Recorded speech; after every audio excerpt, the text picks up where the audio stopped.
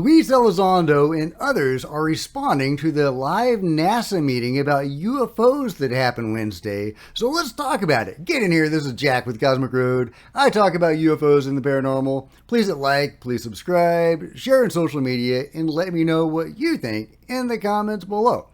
Okay, let's see what Lou has to say. He says, well, first of all, he has got a Memorial Day message. And then, he says, one, responding to Dustin, what you are seeing are the last desperate throes of bureaucracy before the real conversation begins. Okay, all right. I like it. We've come a long way in 5 years. In the same breath, NASA is supporting the creation of a permanent UAP effort. So that's good, right? I mean, there's no flaw there, and that's all good. It goes on to say it was finally admitted that orbs are being seen all over the world and maneuvering in uncharacteristic ways, and that stigma is still a major problem. Also, that NASA staff are being harassed, and that's reinforcing the stigma. My perspective is this is historic, NASA getting involved in UFOs. He says, please know I am not retired from this and working harder than ever behind the scenes, the fruits of which will become apparent in the near term. My track record hopefully speaks for itself. Hope you have a great and pleasant week. Well, thank you very much, Lou, for that update. Of course, he's probably referring to the book that he's writing, or presumably having finished by now, and is getting prepared to unleash upon the world. So I can't wait for that, and the media blitz surrounding that. He's going to do all the podcasts and all the TV shows when that comes out, and probably there'll be some other stuff coming out during the same time. So that is going to be a real, hopefully, further the conversation, right? May or may not be gangbusters, but at least it will further the conversation, possibly even in a bigger way than the Skinwalkers at the Pentagon did. The book by George Knapp and James Latatsky and Colm Kelleher, which itself was terrific. Hats off, Lou. I can't wait for your book, and I'm glad to know you're still working behind the scenes. But Christopher Mellon also chimed in. And just the final thoughts on what Lou is saying. He's being very optimistic. He is saying this is the last desperate throes of the old regime, which is pretty encouraging. But he is trying to say, it's a good thing that NASA is getting involved in UAP, right?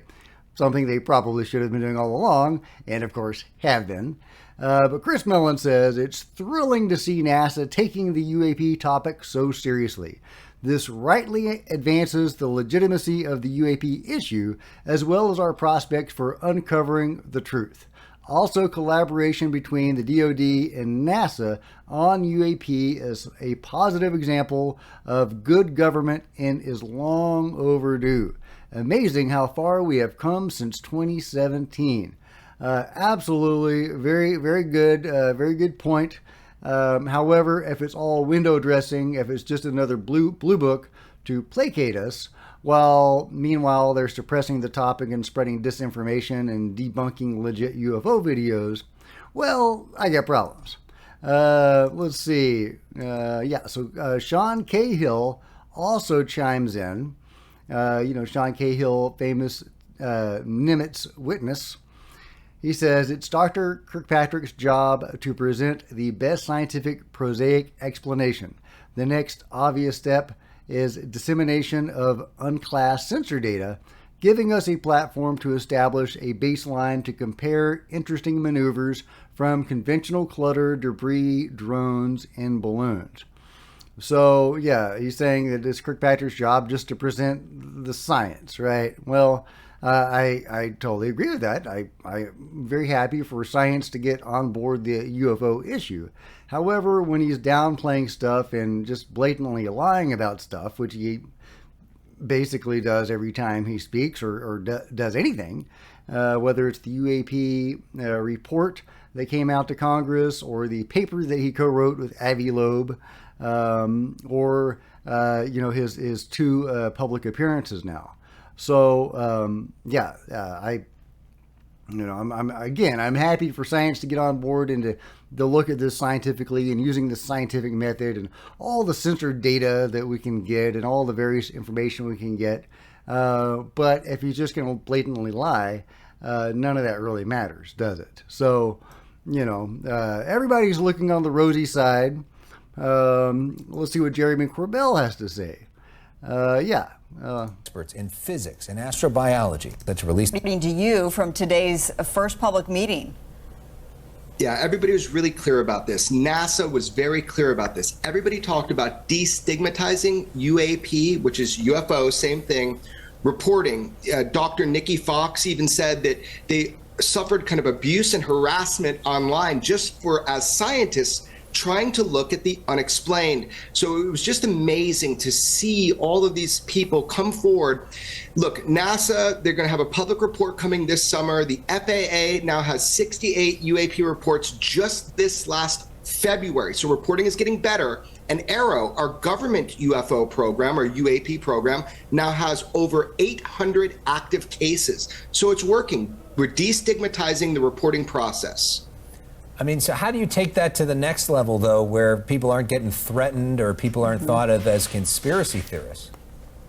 Right. So we're so past that now. Luckily, there's actually legislation in place passed in the 2023 National Defense Authorization. Anyway, he goes on, but as you can see, he, Lou, Chris, and Sean are all taking a fairly optimistic approach to this, or putting the the rose-tinted glasses on. And Sean Cahill actually has a pretty good rejoinder to that, or really good advice for that. He says, "Sage advice from the Queen of Soul, the Aretha Franklin song, accentuate the positive. Accentuate the positive, eliminate the negative." You know that song. It's Aretha.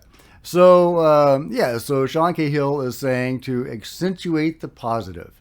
And that seems to be what they are doing, is downplaying the negative and accentuating the positive. And the positive, of course, is that NASA is finally publicly engaged in the UFO topic and seeming to take it seriously with credible scientists and a scientific approach, and demanding better sensors and better data and all of that sort of stuff. And I totally get where Sean is coming from, and where Chris and Jeremy, and to a somewhat lesser extent Lou, are coming from. Lou was pretty upfront, saying this is the last the last dying throes of the old regime, which I love. But then he did go on to say more positive things, that at least NASA was getting involved. So they're all taking that view. They're all on the same page there. Whether that's coordinated or not, I don't know. But it is interesting that they're all basically saying the same thing and being very optimistic, and I guess trying to advance the narrative that any progress is good progress. And to that I would agree if I thought it was progress. But I don't think window dressing and another blue book is actually progress. Blue book was not progress. It just kept the public placated, while meanwhile they continued to downplay and suppress the UFO topic. And that seems to be exactly what they're doing now. I firmly believe that AARO was created sincerely and as a sincere effort to get to the bottom of the UFO issue and to present their case as much as they could to the public. That is not what has happened. The powers that be stepped in and took over and have been doing nothing but lie and obfuscate, and slow down the study of UFOs since then. So that's my take. But I totally respect and understand where these guys are coming from. They're not going to attack NASA. That's not what they're going to do. They're going to be positive and optimistic about, what could be viewed as a good thing. Is it a good thing? I don't know. Let me know your thoughts in the comments below, guys. I'd be very curious to know whether you think the, public displays of looking into the UFO topic on the part of NASA and the Pentagon is a good thing. I mean, you could say that at least it's getting stuff before the public, right? It's getting the stuff in the minds of the public, making them think about this, spreading UFO awareness in a limited amount, in a digestible way to a largely uninitiated public who doesn't take this very seriously. But they see NASA looking at it and they say, oh, well, there's a bunch of cases. Sure, only a few of them are legit, non-human, or they're not going to say non-human, but legit anomalous cases. And, by the way, we're going to debunk the ones that you've already seen. And they're going to do that one by one. And they've already started to do that. They've debunked the flying pyramid falsely. And they have debunked the Go Fast video. And they're going to, again, I believe, falsely. And they are going to continue doing that. That's what they do. It's what they've always done. It's swamp gas. It's a seagull. It's a puddle. And that seems to be the tack they are continuing to take, which is disheartening. I guess it should have been expected. How could the control group or the powers that be ever allow disclosure without a fight? And so we are seeing the fight right now. And something has to happen. We have to get some whistleblowers or leaks that are credible with proof to maybe twist their arm a little bit and get them to be a little bit more forthcoming. At least that's how I see it, guys. Let me know how you see it in the comments below. As always, if you've enjoyed this video, please give it a big thumbs up. I sure would appreciate it. Smash the subscribe button and the bell to be notified of future videos. You don't want to miss a thing. There's plenty of other videos to check out on my channel, and please join me on social media. There's Facebook and Twitter links below. I would love to see you guys there, and if you could share this video when it drops on social media, that would be super helpful. Until next time, this is Jack with Cosmic Road, signing out.